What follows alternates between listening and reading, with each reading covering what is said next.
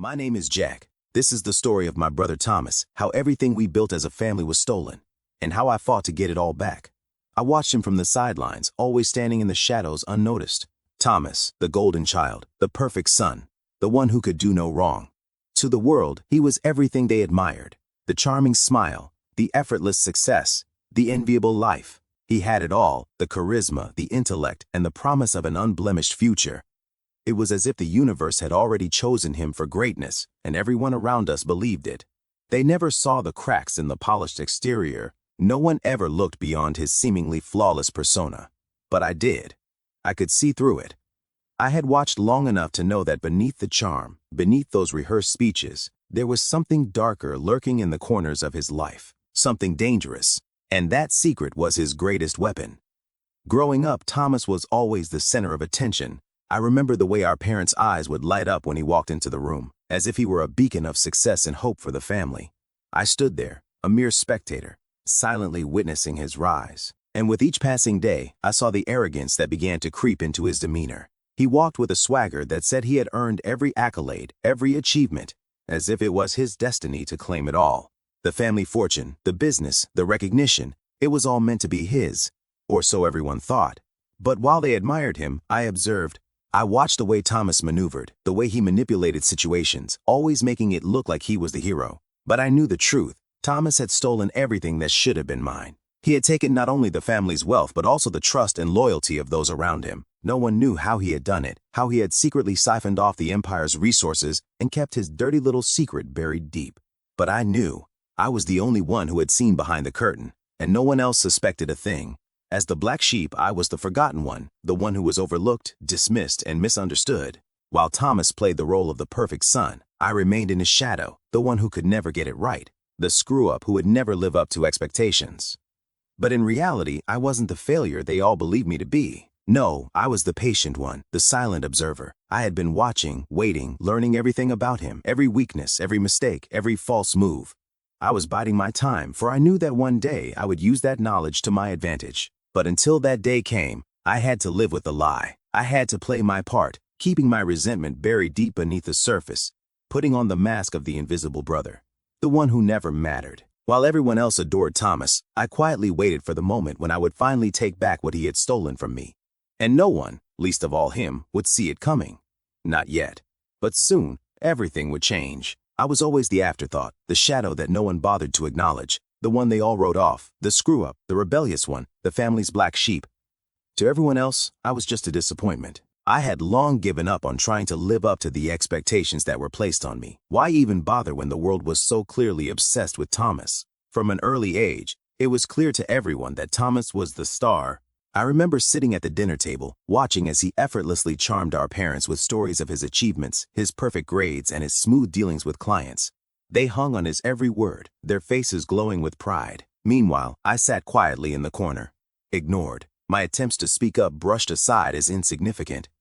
Every conversation seemed to circle around him, his future, his success, his talents. I was just there. They called me rebellious, misguided, a screw-up who couldn't focus long enough to follow through on anything. But what they didn't see, what they could never see, was that I was far smarter than they ever gave me credit for. My mind was always ticking, always calculating. But I knew that for now, I had to play the fool. I had to keep my head down, to be the one no one expected anything from. Because the moment I showed my cards, the game would begin, and I wasn't ready for that yet. I spent years living in the shadows, quietly biding my time. The years of neglect, the dismissive glances, and the offhand comments from family members, they didn't bother me. I'd learned to accept them. I became the forgotten brother, the invisible one in the room, and that was exactly what I needed. No one paid attention to me. No one thought I could amount to anything. But I knew something they didn't. I wasn't a failure. I wasn't lost. I was the one with a plan. Thomas, on the other hand, was busy being the perfect son, the perfect heir.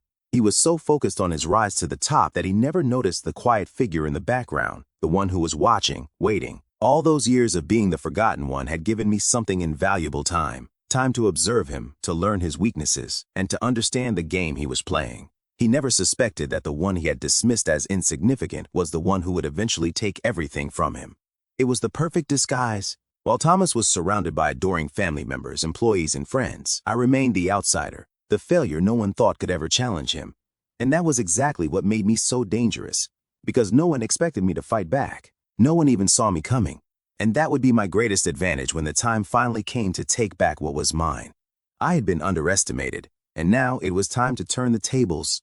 It started so quietly, so unassumingly, that no one noticed. No one saw it coming, not Thomas, not anyone else. In fact, if anyone had noticed the small shifts, they would have written them off as insignificant. But to me, every little change, every subtle movement was part of a much bigger plan, one that would unfold piece by piece until I had reclaimed everything Thomas had stolen. I didn't rush it.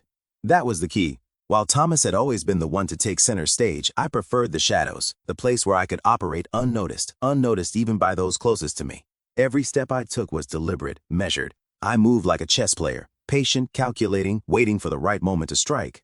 And I knew that every move I made had to be done with precision. At first, it was small things, adjustments that seemed harmless to anyone on the outside, but were crucial to my larger scheme. I began making subtle changes in the business, making sure to position myself in conversations with key stakeholders, people Thomas had always trusted, people who could tip the scales in my favor without even realizing it. I let them see my side of things, whispering just enough to shift their perspectives. I planted seeds of doubt in the minds of those closest to Thomas, without them ever knowing I was the one behind it. While he was preoccupied with his new ventures, basking in his image as the golden child, I worked in the background, manipulating the delicate web of relationships, power dynamics, and influence that he had so carefully crafted. Every meeting I attended, every conversation I had, was an opportunity to gain a little more ground. I wasn't making loud public moves. I wasn't trying to draw attention to myself. I didn't need to. The more invisible I remained, the more dangerous I became. Thomas, of course, was oblivious. He had always seen me as the weak link, the one who would never amount to anything. He dismissed me, never even considered that I might be capable of orchestrating something of this magnitude. I was the brother who couldn't keep a job, the one who always made mistakes, the one they said was too reckless to succeed. And as he continued to build his empire, never once questioning the loyalty of those around him, I was quietly pulling the strings. The first breakthrough came when I secured a meeting with a major investor, someone Thomas had always tried to impress. It was through this meeting that I was able to present a plan, my plan. I knew exactly what would get their attention. I carefully laid out the numbers, showed how the company could be more profitable, more efficient, and how they could reap the rewards by backing me instead of Thomas. It was a quiet coup, one that Thomas wouldn't notice until it was too late. Slowly, I gained influence over those who had once been loyal to him. As I continued to play my hand, it became clear that Thomas was no longer the only one in control. I had taken the first step quietly, almost imperceptibly, and already the balance of power was beginning to shift. He had no idea that the ground beneath his feet was starting to crumble. His confidence, his self-assuredness was a mask that was beginning to slip. I had been patient, and now my plan was beginning to unfold. And this was only the beginning. The wheels were set in motion, but now came the part of the plan I had been waiting for. The careful, calculated manipulation of those around Thomas. I knew that for everything to fall into place, the web of deceit had to be strong, convincing, and, most importantly, invisible. It was no longer just about taking back what was mine. It was about orchestrating a masterful deception, one that would dismantle everything Thomas had built. I played the part of the quiet, loyal brother to perfection. No one could suspect me. On the surface, I was simply following along, nodding in agreement, supporting Thomas's decisions, and offering no resistance. But underneath, I was pulling the strings, twisting every situation to my advantage. I understood the importance of timing. I understood that too much pressure too soon would alert him. Instead, I moved in shadows, speaking with key people behind closed doors, feeding them just enough information to make them doubt Thomas without ever revealing my true intentions. It was a slow burn, nothing explosive, nothing too obvious. The key to my strategy was to plant seeds of doubt, just tiny glimpses of uncertainty, and let them grow. I began to subtly undermine Thomas's position with every interaction, every decision. It started with small questions from board members, questions that didn't seem out of place, but that slowly began to chip away at his authority. His trust in the people around him was his greatest weakness. He had always believed that everyone was loyal to him, that his success was a result of his hard work and brilliance. But all that time, I was quietly poisoning his relationships, one conversation at a time. I used his own arrogance against him. He was so sure of himself, so secure in his place at the top, that he failed to see the cracks forming around him. I orchestrated a series of meetings with investors and business partners who were on the verge of pulling their support. I fed them information, carefully crafted to make them doubt his judgment, to make them think that he was losing control. It was an intricate dance, one that required me to stay several steps ahead of him at all times. I played on their fears, their insecurities, feeding them just enough truth to make them question Thomas's decisions without ever revealing the full picture. The more I worked in the shadows, the more Thomas began to feel the strain. He couldn't put his finger on what was happening, but things weren't going as smoothly as they once had. His partners were becoming distant, his advisors less forthcoming, and slowly, the people who had once revered him were beginning to whisper behind his back. But I made sure he never saw me coming. I knew that if he realized I was the one behind it, everything would fall apart. So I kept my distance and made sure to never be in the room when things started to unravel. The biggest blow came when one of his closest confidants, someone he had trusted implicitly, and began to question his leadership. I had planted just enough doubt in this person's mind, and when I saw them start to act on it, I knew I was close to breaking the dam. Thomas could feel the betrayal, but he didn't know where it was coming from. I could see the frustration in his eyes, the way he started to doubt himself, but he was too proud to admit that something was wrong. His overconfidence was leading him to ignore the warning signs, and it was only a matter of time before everything came crashing down. By the time Thomas realized that the walls were closing in, it was already too late. The web of deceit I had woven was too intricate, too perfectly executed for him to unravel. Every step he took only dug him deeper into the hole I had prepared for him. He had been too blinded by his own ambition to see the truth that his greatest enemy had always been standing right beside him. As the final pieces of the puzzle slid into place, I could feel the tension in the air, thick and suffocating.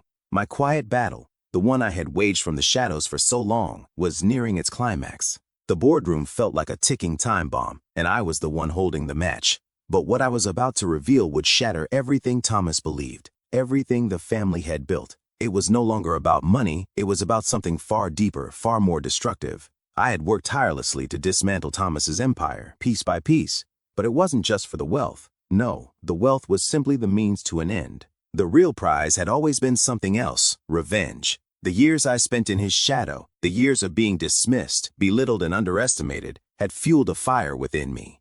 And now, it was time to turn that fire into an inferno. I waited for the perfect moment to expose everything, to tear down the facade of Thomas's golden life. The family had always been blind to his lies, worshiping him as the heir, the chosen one.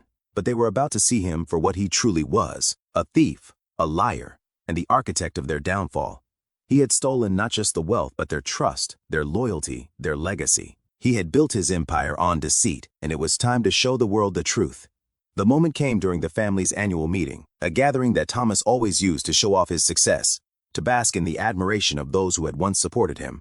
The room was filled with high-profile investors, relatives, and family friends. The usual chatter about business strategies and future goals buzzed in the air, but I wasn't paying attention to any of that. I was focused on one thing: the look on Thomas's face when the truth finally came out.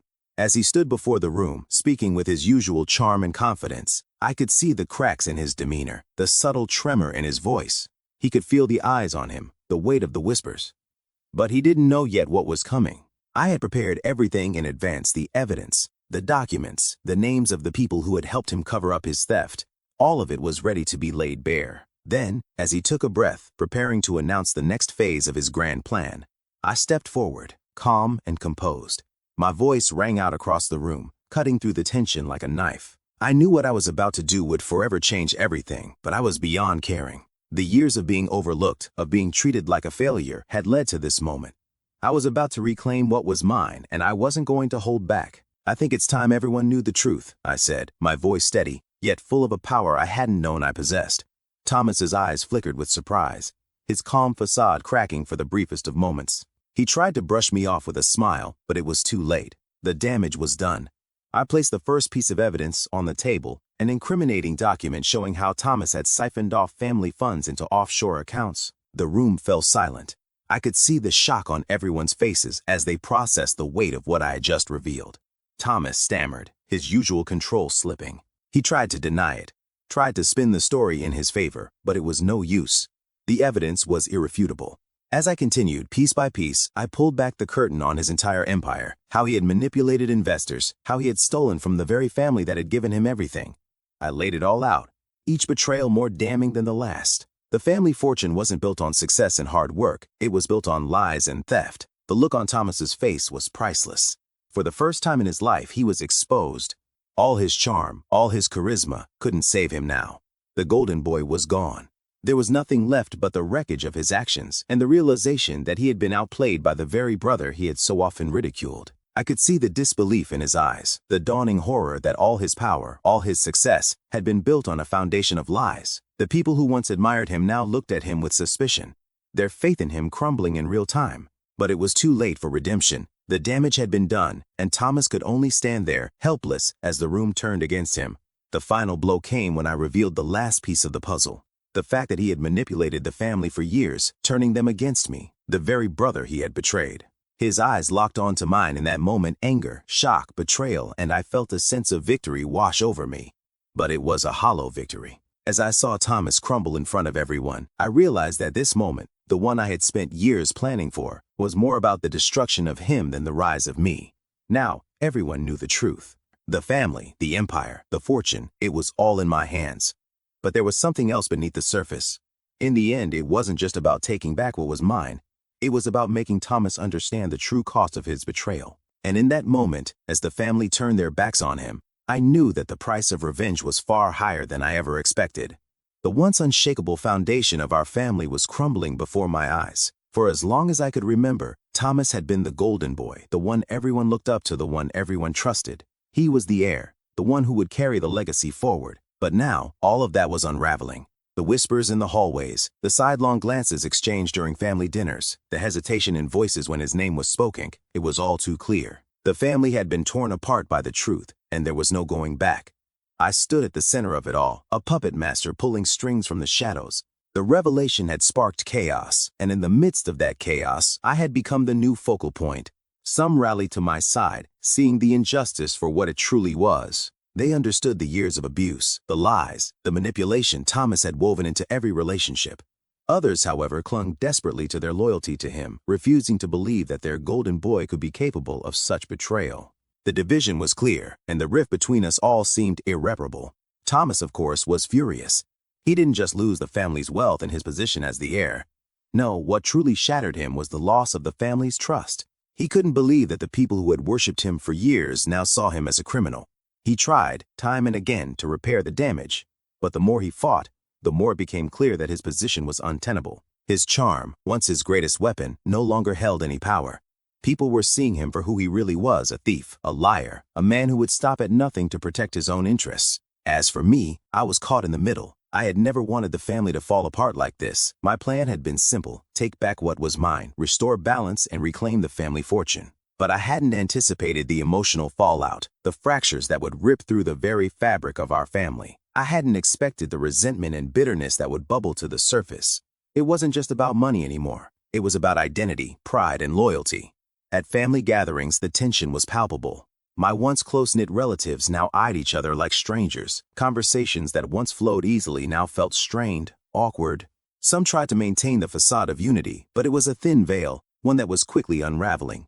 The sharp cutting remarks during dinner, the passive-aggressive comments in meetings, they were all signs of the deep divide that now existed between us. I watched as the family slowly began to fracture, as Thomas's once loyal allies turned their backs on him. They had all bought into the illusion he had carefully crafted, the belief that he was the only one capable of leading the family. Now, they were left with the harsh reality that everything he had built was a lie. And as they began to turn on him, I saw the vulnerability in his eyes, a vulnerability I had never seen before.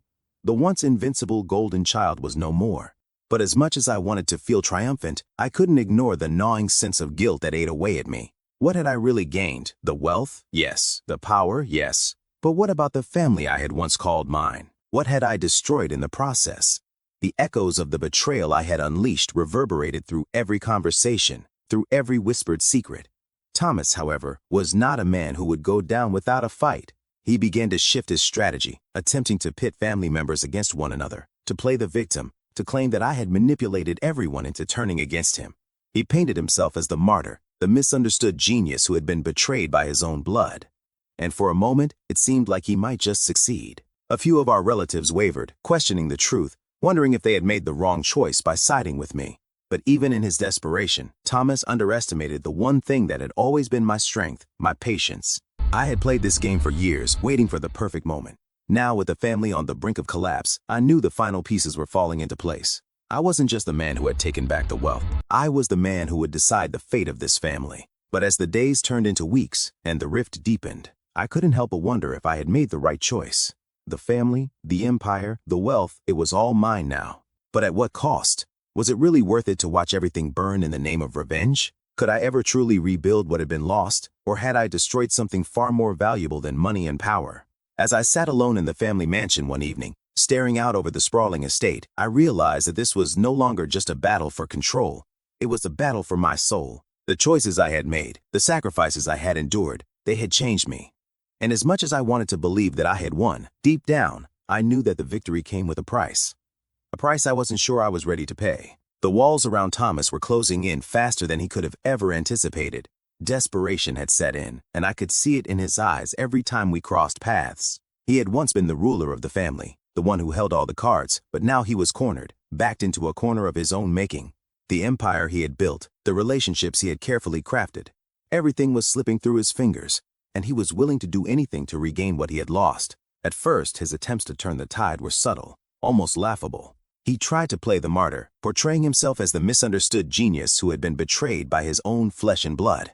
He spun a narrative where he was the victim, the one who had been taken advantage of, and to my surprise, some of the family members began to question their allegiance to me. They wavered, torn between the loyalty they had once felt for Thomas and the truth of what had really happened. But this was only the beginning of his efforts to reclaim control. I watched from the shadows as Thomas schemed, meeting with family members behind closed doors, trying to gather support. He attempted to pull on the heartstrings of those who had been loyal to him for years, reminding them of his past accomplishments, his sacrifices, the years of service he had given to the family's legacy. He was trying to rewrite history, but the cracks in his facade were already too wide to ignore. No matter how hard he tried, no one could forget the truth. He had stolen everything, leaving us all to pick up the pieces of his greed. As his plans began to falter, his desperation only grew. He started making reckless moves, manipulating those closest to him, using threats and promises to get what he wanted. He approached key figures in the company, promising them power and wealth in exchange for their allegiance. His approach was clumsy, desperate, and lacking the charm that had once been his greatest weapon. He was a man who had lost his way, and now he was willing to throw everything he had left into the fire just to take back what was mine. One evening, Thomas came to me directly, and for the first time in weeks, there was a tremor in his voice. He wasn't the confident, arrogant brother I had grown up with. He was broken, beaten down by the reality of his situation. It was clear that he had nowhere else to turn. "Jack," he said, his voice barely above a whisper, "we can work this out. We can fix things. You know as well as I do that the family needs me. I built this. I'm the one who can lead us forward. You've got the wealth, you've got the power, but you don't have what it takes to keep it." It was almost pathetic, the way he tried to regain his footing. His plea for help wasn't a request, it was a demand. He thought I would fall for it, that I would give him the reins again, that I would let him worm his way back into the family's trust. But there was no going back now. I could see the man for what he truly was, a fraud, a thief, and someone who would stop at nothing to protect his ego. I didn't even respond at first. I let the silence hang between us, knowing how badly it was eating him up. He wanted me to give him a second chance, to believe in him again. But all I could feel was a cold sense of triumph. The power had shifted in a way he couldn't undo. No matter what he said, no matter how much he pleaded, there was no place for him in this family anymore, not the way things were, not when the truth had been exposed.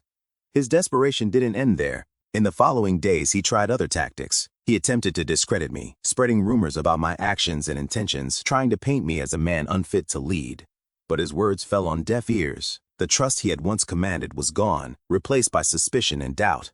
No one wanted to hear his lies anymore. His narrative was unraveling, and as much as he tried to control the situation, it was slipping further and further from his grasp. Then, one of the most reckless moves of all came when Thomas tried to buy the loyalty of the board members. He offered them shares, positions, and promises of wealth, hoping they would back him in a final bid to oust me. But in doing so, he revealed just how far he had fallen. His desperation clouded his judgment, and he had underestimated just how much control I had already gained. The board members, many of whom had been loyal to him in the past, saw his actions for what they were: desperate, unhinged, and a clear sign that he no longer had the strength to lead. With just a few well-placed words, I solidified my position as the true heir, while Thomas was left to watch as everything he had once ruled over slipped away.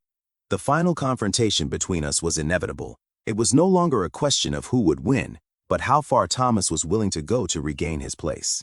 In that final moment, I saw the truth in his eyes. He had lost, and there was no coming back. The game was over, and I had emerged victorious. But even as the power shifted in my favor, a part of me couldn't shake the feeling that something was still missing.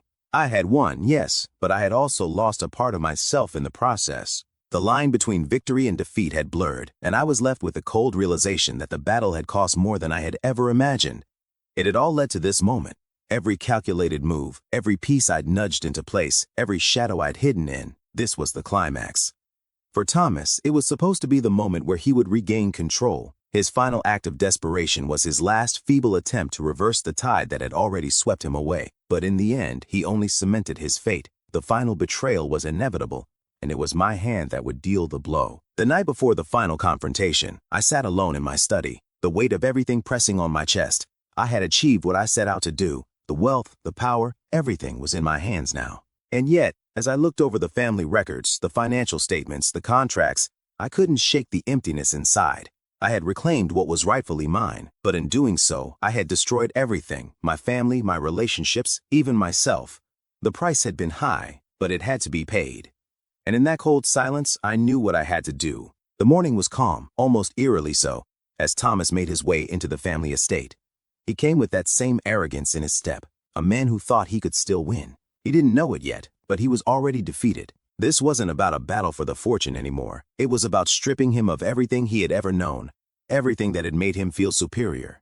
It wasn't just the money, the business, or the power. I was going to take his place in this family. And when I was done, he wouldn't have anything left, not even his own identity. He walked into the room as confident as ever, ready to make his case. "Jack," he said, trying to sound calm, but I could hear the desperation in his voice. "This can't end like this. We're brothers. This is family. You don't have to do this." For a moment, I let him speak. I let him believe he could still reason with me, that he could still somehow pull me back into his world. His words were hollow, and I knew it. They were just the last remnants of his arrogance, his belief that his charm and manipulation could always win out. But not this time. "You never understood, did you, Thomas?" I said, my voice cutting through the air like a blade. "This wasn't about a fight for the family fortune. It was never about that. This was about taking everything you stole from me. This was about revenge. And now I have everything. Everything you took from me." He looked at me with disbelief, the blood draining from his face as the realization hit him. For a moment, his eyes flickered with something other than arrogance and fear. But it was too late. The moment I had been waiting for had arrived, and I was about to make the final move. "You've lost, Thomas," I said, leaning forward. "You lost when you thought you could play me. You lost when you thought you could steal everything and walk away scot-free. You lost when you underestimated me." He took a step back, his eyes searching mine, as though he could still find some trace of the brother he once knew, the brother he thought he could control. "You can't do this, Jack. You can't take everything from me," he said, the edge of panic creeping into his voice. But I had already made my decision.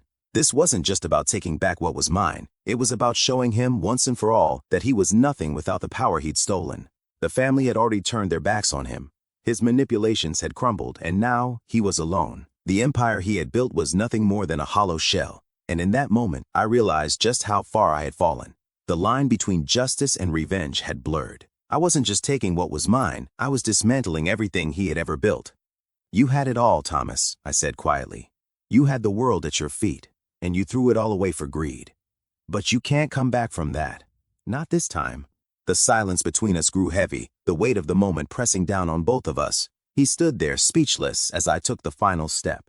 It wasn't about words anymore. It was about action. And in one swift motion, I took everything from him. The wealth, the business, the trust of the family, but all of it was mine now. The world that Thomas had built for himself was no more. And then I did the one thing that broke him completely. I took his place in the family. In a single crushing moment, I claimed what had always been mine. Thomas was no longer the golden child. He was a shadow, a forgotten man, and there was nothing he could do about it. The family, the fortune, the future, everything had shifted. And Thomas, the man who had once been untouchable, was left with nothing. When I looked into his eyes one last time, I saw something I hadn't seen before, and that was regret, pain, and a deep aching disbelief. He had trusted me, and I had betrayed that trust. But in the end, it didn't matter. There was no going back. I had won. But as I stood over him, watching him crumble, a bitter taste settled in my mouth. Victory wasn't sweet. It was hollow, empty. I had won everything, but in doing so, I had lost myself. The price of this victory was higher than I had ever anticipated, and I wasn't sure if I could live with it. The final betrayal was complete, and there was no turning back. Just when I thought everything was falling into place, when the family fortune was mine and Thomas lay broken at my feet, I discovered a shocking truth that shook everything I had fought for. I wasn't alone in this game. Someone else had been playing me all along, pulling the strings from the shadows. The realization came like a cold wind, freezing my thoughts and slowing my breath. It was supposed to be over. Thomas was vanquished, the family business was mine, and I had finally reclaimed my birthright. But I hadn't counted on the fact that there were forces at work far beyond my understanding. The feeling hit me one evening, in the middle of finalizing the transfer of the company assets into my name. Everything was supposed to be secured, locked down, yet something felt off, like a sensation in the pit of my stomach, an instinct that something wasn't right. It began with a small detail, a passing comment from one of the family lawyers, something trivial at first, like a small slip of the tongue. But I had learned to trust my instincts. There were too many inconsistencies, too many unexplained shifts in the legal documents that seemed to lead me in circles. My immediate reaction was disbelief. Who could possibly have the audacity to mess with my plans? I had already outsmarted Thomas, outplayed him at every turn. How could there be anyone left who could pose a threat? The deeper I dug, the more unsettling the truth became. The paperwork that seemed perfectly legitimate was tainted with discrepancies. The real ownership of the family assets wasn't entirely in my name as I thought. It was shared. Hidden away in the fine print, I found reference to a third party, an unnamed partner, someone who had been quietly pulling strings behind the scenes, working alongside me, yet keeping their identity hidden. At first, it was almost laughable. Who could have been this elusive? How had I not seen it? My anger flared. It felt like betrayal all over again, like I had been nothing but a pawn in someone else's game. My initial thought was that it had to be someone from the family, one of the distant cousins perhaps, or an ally of Thomas, who had been waiting for the right moment to strike. But as I investigated further, I uncovered something far more insidious. This wasn't just about a rival. This was something more personal, more dangerous. The truth hit me like a punch to the gut. The person who had been behind the scenes was someone far closer to me than I had ever imagined. It was a family secret, buried deep beneath layers of deceit and lies. It was my mother. She had been pulling the strings all along. My mind raced as I replayed every conversation, every moment I'd shared with her, never once suspecting that she, too, was a player in this deadly game. She had played both sides, pretending to be the loving matriarch, all the while plotting her own path to power. I realized now that her affection, her support for me, had all been part of a calculated act. Everything she had done, every word she had spoken, had been leading to this moment. In the midst of the family drama, she had been quietly positioning herself as the true mastermind. She had played Thomas and me against each other, carefully orchestrating events to ensure that no matter who came out on top, she would emerge with the ultimate control.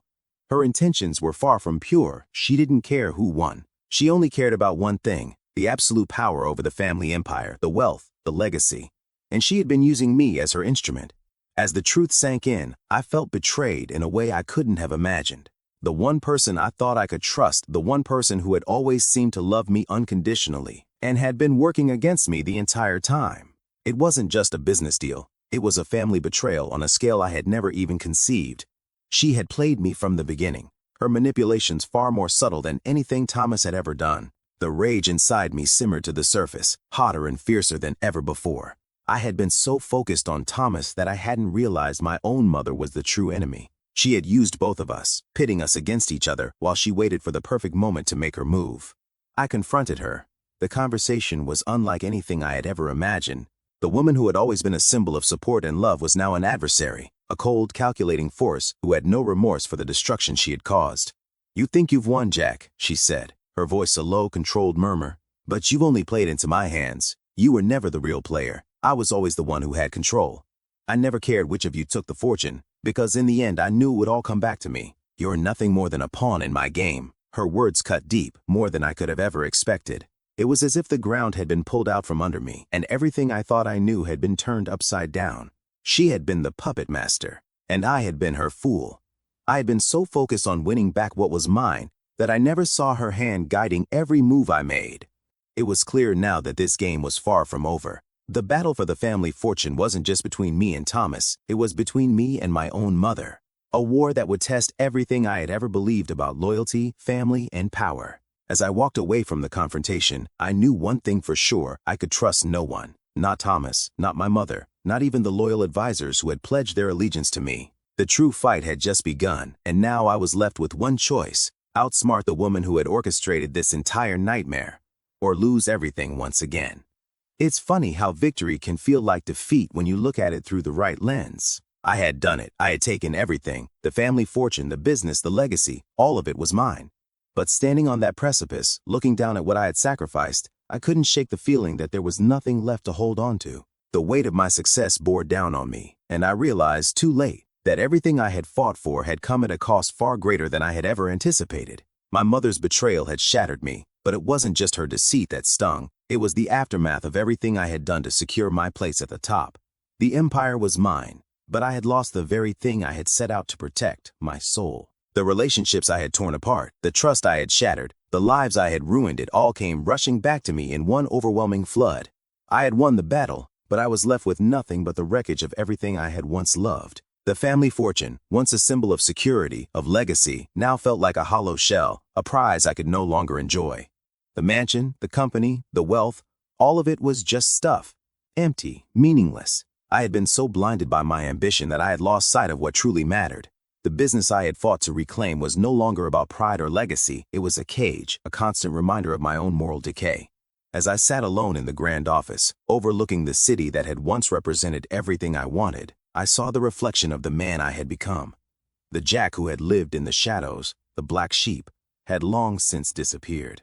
In his place stood a man who had betrayed everyone to get what he thought was his. The once proud empire, a reflection of my father's hard work, now stood as a monument to my selfishness, my greed. And then there was Thomas. I couldn't help but think of him, the brother I had outsmarted, the one I had destroyed. It was supposed to feel sweet to watch him crumble as I rose to take his place. But it didn't. There was no joy in it, no sense of triumph. When I thought of him, I remembered the years we had spent together, the moments of camaraderie before everything turned sour. The bond we had once shared was irreparably broken, and no amount of wealth could fix that. No matter how much I tried to push it aside, the guilt gnawed at me. Even worse was the thought of what my mother had done. She had played me like a puppet, letting me believe I was the one in control, while she pulled the strings all along. I had been so focused on winning back the family fortune, so obsessed with getting revenge on Thomas, that I hadn't seen the most dangerous player of all. And now that I had it all, I realized that the cost of my victory was far more than money or power. It was my family. It was the very thing that had always kept me grounded. I should have known. I should have seen the signs. But I was too blinded by my thirst for revenge, too fixated on taking back what I thought was mine. In the end, it wasn't the fortune that mattered. It was the people I had destroyed along the way. And as I sat in that office, surrounded by all my new riches, I realized that none of it could bring back what I had lost. The price I had paid was my family's love, their trust, and my own peace of mind. For a moment I wondered if I could somehow undo the damage. Could I rebuild the broken pieces, repair the relationships that had been shattered? But deep down, I knew the truth. There was no going back. The damage was done. And even if I tried, I would never be the man I once was, the man who had been content with just being a part of the family. Now I was the one who had ripped it all apart. I could have walked away. I could have let it all go, given up the throne I had fought so hard to take. But there was a part of me, a dark part, that couldn't let go of the power, the wealth, the success. And that part of me whispered that I had to keep going, had to keep fighting to stay at the top, because if I didn't, I would lose everything once again. But at what cost? I thought about my future, the legacy I would leave behind. Would it be remembered as a tale of a man who had risen to greatness only to lose everything in the process? Or would it be a warning, a story about the dangers of ambition unchecked, of a man who had climbed so high that he had forgotten the ground beneath his feet? As I looked out over the city, I felt the weight of my choices crushing me. The empire was mine. But what was the point of owning it if I had lost everything that truly mattered? The final price had been paid. And it wasn't just my family's wealth that I had taken, it was my soul. This story is not just about family feuds or money struggles. It's about standing up for what's right. It's about fighting for what's yours when all seems lost. And most importantly, it's about never underestimating the power of the truth. Never give up. Never let betrayal win. Trust carefully. Fight wisely. Thanks for watching. Subscribe for more real-life stories of liberation and justice.